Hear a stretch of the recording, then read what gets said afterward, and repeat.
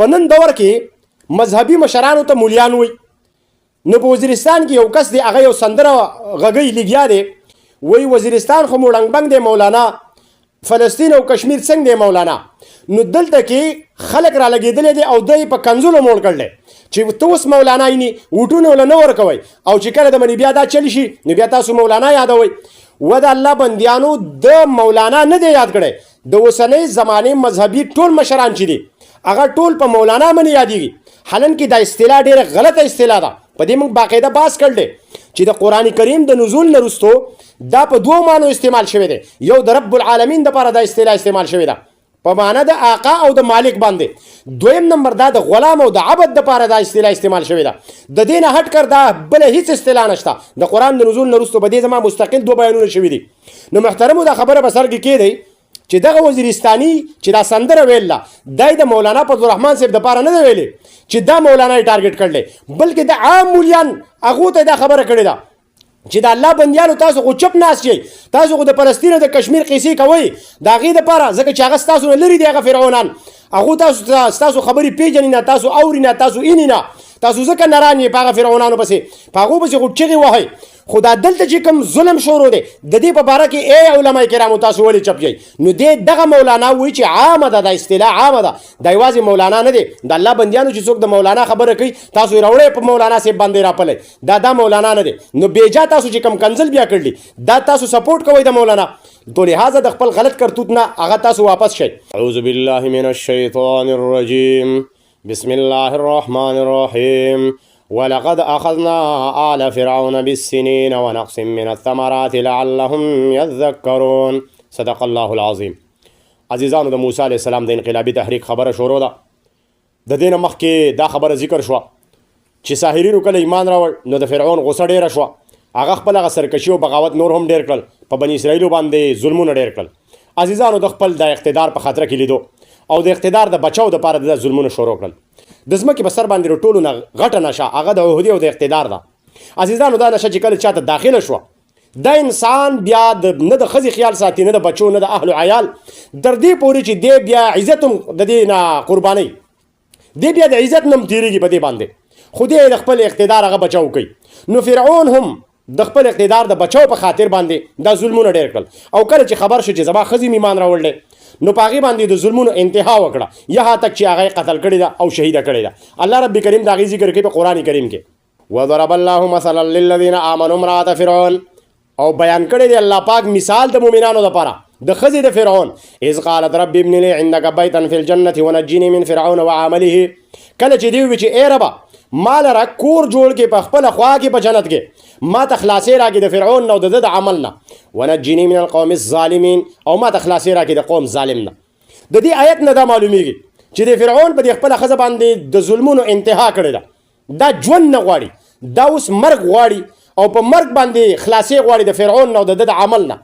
او مینه یې دومره د الله رب کریم په زړه کې دنده مضبوطه ناسته ده، د ایمان د حلاوت او میټاس په زړه کې داسې ناست دی. څه وایي؟ رب ابن لي عندك بیتا فی الجنه، ای ربه ما لره په خپله خوا کې په جنت کې کور جوړ کړې. دې د بادشاهۍ دا ژوند پرېښو، د ځمکې په سر د ټولو نه د غټ بادشاه ښځه ده. نو دې دغه د عیش و عشرت، دغه مزیدار خوراکونه، دغه آرامده ژوند دا یې قربان که د ایمان نه او د رب العالمین د مینې نه، او په مرګ باندې خلاصې غواړي د فرعون نه او د فرعون د عمل نه. نو الله رب کریم د دې دا دعا قبوله کړه او دې ته چې کوم دی د فرعون نه خلاصې ورکړه. نو عزیزانو کوم انسان ته چې دا نشه ور داخله شوه د اقتدار او د عهدې، دی بیا پاګلي، نو دی بیا د هر قسم حدود هغه دی پامال کوي. په نن دور کې تاسو وګورئ کوم خلک چې برسر اقتدار دی نو هغه هم د ظلمونو انتها کوي، زنانه وژني په بېدردۍ سره، بچیان، بوډاګان، ځوانان، مختلف قسم ته هغه سزاګانې چې بیا کله ورکوي په جیلونو کې دنده.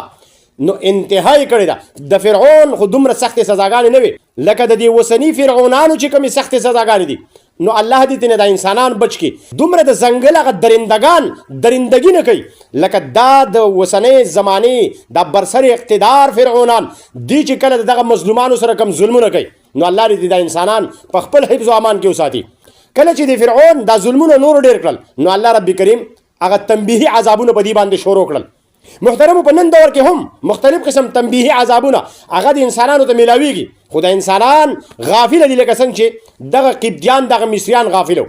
ولقد اخذنا آل فرعون بالسنين ونقص من الثمرات لعلهم يذكرون او یقینا نیولیو منګه فرعونیانو لرا بالسنین په قات سالی سره په خشک سالی سره ونقص من الثمرات لعلهم يذكرون اپ کموالی د میوه سره د دې لپاره جدي سوچو کې چې دی نصیحت واخلي دی په خپل غلط روش ژوندۍ باندې سوچو کې فاذا جاءتهم الحسنه قالوا لنا هذه کله چې خوشحالي رااله دی به دا زمون حق دی دا زمون د وجنه وان تصبهم سيئات يطيروا بموسى ومن معه او کله چې دی تاسو تکلیف ورسېدا سم مصیبت بدی راګر کړل نو دی بیا داس پیرواله غنه د موسی علیه السلام او د ملګرو داغه الا انما طائرهم عند الله خبردار داس پیرواله تاسو باندې چې دی دار طرفه د الله نه دی ولكن اکثرهم لا يعلمون لیکن اکثر د دین هغه نه پوهیږي وقالوا مهما تأتنا به من آية لتسحرنا بها فما نحن لك بمؤمنين دی و چې تاسو مرم دلایل راوړي منګ نه منو منګ ستا هر هغه دلیل نه منو چې ته راوړې ته په منګ باندې جادو کې پاغه سره منګ نه یو ایمان راوړون کې بتا باندې فارسلنا عليهم الطوفان والجرد والقمل والضفادع والدم آيات مفصلات فاستكبروا وكانوا قوما مجرمين نو دا قبطیان چې مصریانو دا فرعونیان دی په دې مصر کې په یو طرف باندې پراته او دا بنی اسرائیل په بل طرف باندې نو دا مصریان ته د اوبو په غاړه د سمندر په غاړه باندې نږدې نو الله رب کریم فرمایي چې فارسلنا عليهم الطوفان من په دې باندې طوفان راوسته مختلف قسم ته عذابونه الله رب کریم بیان کړی دي اول په دې باندې طوفان راغی د سیلې په شکل کې د اوبو په شکل کې نو د دې دغه هر څه تباہ کړل والجردا بیا په دې باندې دغه ټډیدل چورته وای مولا خان دا پیرالن نو پسلونه بیا تباہ کړل والقمل خدا رفتا لکه په منځ کې وقفه راځي وقفه رستو بل عذاب الله رب کریم دا تنبیه عذابونه دي او د دین یو عذاب الله رب کریم دی باندې راولي والجردا نو دا مولا خان والقمل او سپګي دای په پسلونو کې یا دا عامه ده سپګي چې هغه په سرونو کې کېږي او په څارو کې کېږي یا دغه سپګي چې دانی غوري د دې پسلونه تبا کوي والضفادع او چیندخي نو چیندخي د اوبو په غاړه باندې چې دی پاتې کېدل نو الله رب کریم دا چیندخي دومره ډېر کړي چې هغه د دې په ارڅ کې هغه چیندخي شوي ودم او دارنګ وینا نو د دې خشک سالۍ د وجنه دا ګرمي دا تپش ډیر شو چې دی باندې دا ویني ماته شوي په دې پوزو باندې مختلف قسم تر دیغه تفاسیر هغه بیانېږي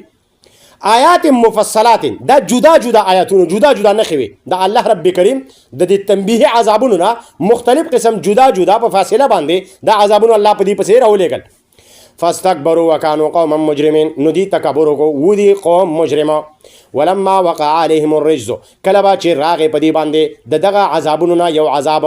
قالوا نوې بده یا موسی ادع لنا اے موسی او غواړه موږ لره ربک در خپل بما عهد عندك په سبب داږي چې وعده کړی د سره یعنی چې کوم خلک ایمان راوړي نو هغه به د عذاب نه په امن کې لئن کشفت عنا الرجز لنؤمنن لك نو که تا زمونږ د عذاب لرکه یعنی تا دعا وغوښته د عذاب زمونږ نه لرشه لنؤمنن لک نو موږ به تا باندې ایمان راوړو خامخانه ولنرسلن معک بني اسرائیل او موږ به خامخانه پریدو ستا سره بني اسرائیل دا به موږ آزاد کو فلما هر کله کشفنا عنهم الرجز چې لرې به کو موږ د دین دغه عذاب الى اجل هم بالغوه تر هغه نیټې پورې چې دوی به رسېدونکي واغې ته اذا هم ينكثون نو دی بخپل وعده ماتوله دی به عهد شک نه کوله نو کله به چې به دی باندې عذابونه د الله تر طرف نه راتلل نو دی به موسی علیه السلام ته رجوع وکړه چې اے موسی ته زمونږ دپاره وغواړه دعا د رب العالمین نه چې زمونږ نه دا عذاب واړی موږ به ایمان راوړو پتا باندې او موږ به بني اسرائیل ته ازادي ورکو نو په مختلفو انداز سره بدی موسی علیه السلام ته رجوع کوله نو یو ځای کې سوی وقالو یا ایها الساحر ادع لنا ربک بما عهد عندك اننا لمهتدون اے ساحره ته وغواړه د خپل رب نه زمونږ لپاره په سبب د هغې چې ستا سره وعده کړی شوې ده یعنی امن ورکول د عذاب نه په ایمان سره په ایمان راوړلو سره اننا لمهتدون یقینا موږ به هدایت بیا مومو نو په دغه وخت کې تاسو ته ما ویلو چې مذهبي مولیانو ته به یې څه ساحرین او موسی علیه السلام ته غټ ساحر وي نو دلته کې دا استهزاء دیو نه دی ویلې چې ای ساحر جادوګره یعنی د استهزاء نه دی ویلې بلکې د عزت په توګه باندې ویلې چې ته ډېر غټ ساحر ته ډېر غټ عالم نو ته د خپل رب نه دا دعا وغواړه عزیزانو په نن دور کې مذهبي مشرانو ته مولیان وي نو په وزیرستان کې یو کس دی هغه یو سندره غږی لګیا دی وایي وزیرستان خو مو ړنګ بنګ دی مولانا فلسطین او کشمیر څنګه دی مولانا نو دلته کې خلک را لګېدلی دی او دی په کنځلو موړ کړلی چې ته اوس مولانا یې وټونه وله نه ورکوئ او چې کله د منې بیا دا چلی شي نو بیا تاسو مولانا یادوئ و د الله بندیانو د مولانا نه دی یاد کړی، د اوسنۍ زمانې مذهبي ټول مشران چې دي هغه ټول په مولانا باندې یادېږي، حالانکې دا اصطلاح ډېره غلطه اصطلاح ده. په دې موږ باقاعده بحث کړی چې د قرآن کریم د نزول نه وروستو دا په دوو معنو استعمال شوی دی. یو د رب العالمین دپاره دا اصطلاح استعمال شوې ده په معنا د آقا او د مالک باندې. دویم نمبر دا د غلام او د عبد دپاره دا اصطلاح استعمال شوې ده. د دې نه هټ کر دا بله هیڅ اصطلاح نشته. د قرآن د نزول نه وروستو په دې زما مستقل دو بیانونه شوي دي. نو محترمو دا خبره په سر کې کېدی چې دغه وزیرستاني چې دا سندره ویله دا د مولانا فضلالرحمن صاحب دپاره نه دی ویلې چې دا مولانا یې ټارګټ کړلی، بلکې د عام مولیان هغو ته دا خبره کړې ده چې د الله بندیانو تاسو خو چپ ناست یئ، تاسو خو د فلسطین او د کشمیر قیسې کوئ د هغې دپاره، ځکه چې هغه ستاسو نه لرې دي هغه فرعونان، هغو ستاسو خبرې پېژني نه، تاسو اوري نه، تاسو ایني نه، تاسو ځکه نران یې په هغه فرعونانو پسې، په هغو پسې خو چغې وهئ. خو دا دلته چې کوم ظلم شروع دی د دې په باره کې ای علما کرامو تاسو ولې چپ یئ؟ نو دې دغه مولانا وایي چې عامه ده، دا اصطلاح عامه ده، دا یوازې مولانا نه دی. د الله بندیانو چې څوک د مولانا خبره کوي تاسو یې راوړئ په مولانا صاحب باندې راپلی، دا مولانا نه دی. نو بیجا تاسو چې کوم کنزل بیا کړلي دا تاسو سپورټ کوئ د مولانا، تو لہذا د خپل غلط کرتوت نه هغه تاسو واپس شئ. نو دلته کې دا بني اسرائیل به د موسی علیه السلام ته بیا راتلل، دا عذابونه ته زموږ نه لر که، خو دا خو تنبیهي عذابونه. نو کله به چې به دې باندې راتلل نو دوی به دا چې یا ایها الساحر ادع لنا ربک او دارنګې یا موسی ادع لنا ربک، نو به دې باندې مختلف قسم ته دا عذابونه الله رب کریم هغه راوسته. دی په دې فرعونیانو باندې راوسته ځکه چې دوی په دې ځمکه باندې قابض وو، دوی خپل جاګیر ګرځولی و. بني اسرائیل خو محروم او غریبانان، هغه خو دغه مزدورۍ دیاړۍ ته پاتې شوي نور ځمکه باندې قبضه د دوی وه، نو ځکه د عذابونه زیات په دوی باندې او دا سوکړه او یا فصلونه تباه کېدل، دا مولخان سپږې وغیره دا ټول په دوی باندې و. تو لہذا موسی علیه السلام خپل سټرګل هغه جاری ساتي او الله رب کریم ورته وحی کوي واوحینا الی موسی واخیه ان تبوأ لقومکما بمصر بیوتا وجعلوا بیوتکم قبلة واقیموا الصلاة وبشر المؤمنین. منګه وحی وکړه موسی او د ورور د ته چې ان تبوأ لقومکما بمصر بیوتا چې تاسو جوړ کئ د خپل قوم د پاره تاسو دواړه په مصر کې بیوتن کورونه، وجعلوا بیوتکم قبلة او دا تاسو وګرځوئ بیا دا کورونه مراکز دا مرکزونه وګرځوئ د دعوت دپاره، تاسو په دې کې شعوري آګاهي ورکوئ د قوم ته، د غلامۍ نه د ازادۍ دا پیغام ورکوئ. واقیموا الصلاة او دغه امر بالمعروف دا تاسو جاری وساري ساتئ، دا جد و جهد دا د غلامۍ نه د ازادۍ دا صلات تاسو جاری ساتئ. وبشر المؤمنین او په انجام باندې مؤمنانو ته دې خوشخبری ورکوئ چې دا به د عدل او د قسط بهترین نظام به قایمیږي، دا دشمن به ستاسو هلاکیږي. دا وعده موسی علیه السلام سره شوې وه چې تا ته به نجات درکو، ستا ملګرو ته به نجات درکو، او دا غړی به راځي، دا د انقلاب دا غړی به لازمي راځي. نو ته خپل سټرګل هغه جاری ساته او د صلات نه غافل نه شي. نو صلات دغه سټرګل دی، دغه جد و جهد دی محترمو، دا د عدل او د قسط د نظام د قیام دپاره جد و جهد دی، بیا دغه نظام دی محترمو. په دې خبره شوې ده او مخکې به بیا ان شاء الله خبره کیږي په صلات د محمد رسول الله صلی الله علیه وسلم کې. نو کله چې موسی علیه السلام دې ته دا دعوت ورکوي او دا بني اسرائیل هم یریږي د دې فرعونیانو نه، ځکه مال او اسباب او طاقت هغه د دې سره دی. موسی علیه السلام چې کله سوچ کوي چې یاره غټ رکاوټ هغه د دې د مال او اسباب او د طاقت دی، نو د رب العالمین په حضور کې دعا کوي. وقال موسی ربنا انک اتیت فرعون وملأه زینة واموالا فی الحیاة الدنیا ربنا لیضلوا عن سبیلک. موسی علیه السلام د رب العالمین نه دعا غواړي چې ای ربا تا دې فرعون ته او د دې سردارانو ته د دنیا په دې ژوند کې شان او شوکت او دا دبدبا دا مال او طاقت ورکړی دی. ربنا لیضلوا عن سبیلک، ای ربا نو دیو خو د دې په وجه باندې ستا د بندیان چې کوم دی هغه ستا د لارې نه منع کوي. ربنا اطمس على اموالهم واشدد على قلوبهم فلا يؤمنوا حتى يروا العذاب الالم. ربنا اطمس على اموالهم، ای ربا ته د دې دا جاگیر دا مالونه دا سرمایه تباہ او برباد کې، واشدد على قلوبهم د دې دا زړونه سخت کې داسې بې حسه کې، فلا يؤمنوا حتى يروا العذاب الالم تر دې پورې چې دی ته دا عذاب علیم هغه راشي.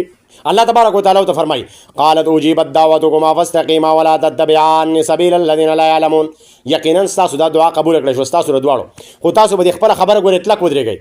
فاستقیما ولا تتبعان سبیل الذین لا یعلمون، او د هغه کسانو چېرته تابعداري ونه کوئ چې هغو ګورې شعوري آګاهي نه لري، هغو د دې انقلاب او په دې خبره باندې یقین نه، نو چېرته ګورې هغه کم عقل خلک چې دی د هغو په تابعدارۍ کې لاړ شئ.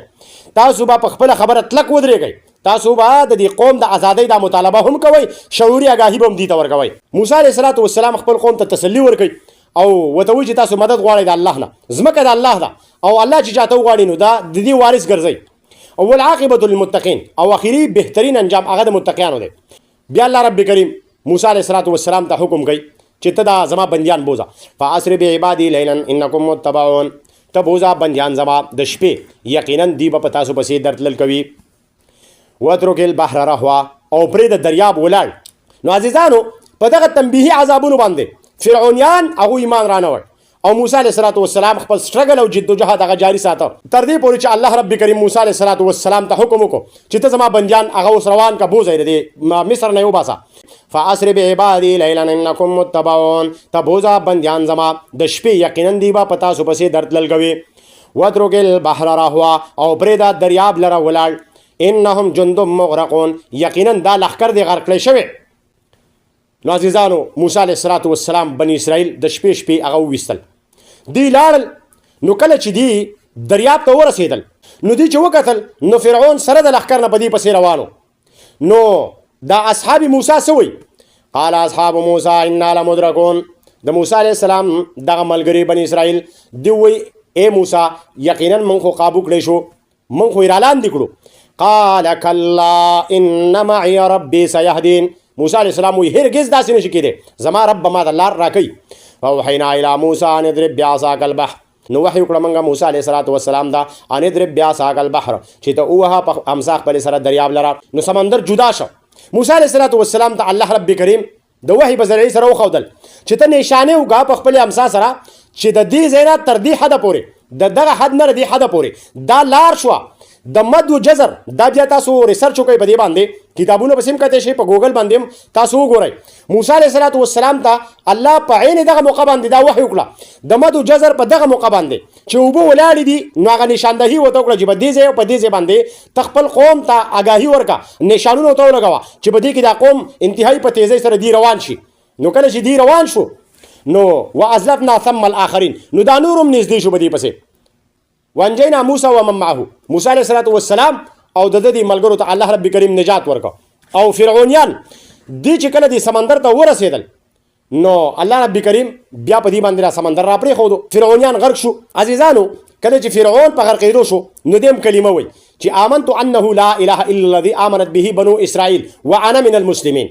لکه څنګه چې نن مسلمانان دا دعا کوي چې الله د ځنکدن په وخت کې موږ ته دا پاک او درنه کلمه په ژبه او په زړه را جاري کړي چې لا اله الا الله محمد رسول الله. نو دغسې فرعون هم د ځنکدن په وخت کې دا کلمه هغه ته نصیب شوې او ویلې ده. نو ولې فرعون ګنې په دې کلمه باندې ماف شوی؟ داسې نه ده عزیزانو، د دې کلمې د لاندې ژوند تېرول دی چې ټول ژوند د الله په نافرمانۍ کې تېر کړي او بیا څه وایي چې ما ته په کلمه په ځنکدن کې نصیب شي نو بس زه به جنت ته لاړ شم. دا داسې خیرات نه دی. د الله دا قانون منل غواړي. په دې باندې ځان مه غولوئ، ځان له به دې تسلیانې مه ورکوئ محترمو، ځکه چې دا کلمه فرعون هم ویله په ځنکدن کې، خو په ځنکدن کې بیا کلمې هغه په کار نه راځي. نو الله رب کریم ورته څه وایي؟ الآن وقد عصیت قبل وكنت من المفسدین فاليوم ننجيك ببدنك لتكون لمن خلفك آیه وان كثيرا من الناس عن آیاتنا لغافلون. وایي ته اوس کلمه وایي د دې نه مخکې خو تا نه غټ مفسد بل نه، خو اکثر د انسانانو نه هغه الله رب کریم چې زموږ د آیاتونو څه دي هغه غافله دي. عزیزانو کله چې بني اسرائیل د سمندر نه پورې شو نو دا فرعونیان الله رب کریم غرق کړه او بني اسرائیل ته څه وایي؟ وغرقنا آل فرعون وانتم تنظرون. دی چې غرق کېدل نو تاسو لیدل. د دې دپاره الله رب کریم دا خبره ذکر کړه دا به طور انعام چې ستاسو سترګې پې یخې شوې او تاسو مطمئن شوئ چې د ټولو نه ځان ته به یې غټ خدای د ځمکې وي نو هغه الله رب کریم دا دې زموږ د مخې غرق کړه. خو الیوم ننجیک ببدنک، نو هغه فرعون هغه ډانچه الله رب کریم هغه بچ کړه، دا بدن یې بچ کړه. د څه دپاره؟ لتکون لمن خلفک آیه، چې د رستنو انسانانو دپاره دا د عبرت نشانه وګرځي. خو افسوس نن خو هم هغه فرعون په دې سوشل میډیا باندې په دې نوره میډیا باندې ټولې دنیا ولیده خو چاته عبرت واغست.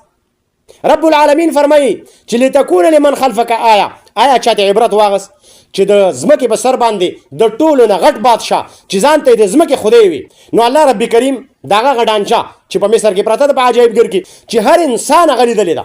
خو چا د ځان دپاره د عبرت ذریعه هغه وګرځوله چې دا خو د ځمکې غټ خدای و چې د هغه دا حل دی. نو آیا د الله څومره غټ طاقت دی نو دی ایمان راوړي په حقیقت کې دی د الله دی کتاب لرازي د دین څه عبرت او نصیحت حاصلې نه نن هم مسلمانان په غفلت کې پراته دي مسلمانان چې دي نو هغه براینام مسلمانان دي څومره ظلمونه شروع دي په دنیا کې په انسانیت باندې تذلیل شروع دي توهین شروع دي د انسانیت دغه علما کرام هغه هم خاموش ناستي او هر سړی مفاد پرست شوی دی انفرادي مفاد یې اسره کړي دي اجتماعي مفاد او د نظام عدل او قسط لپاره د هیڅ چا څه سوچ او تصور هم نشته د الله د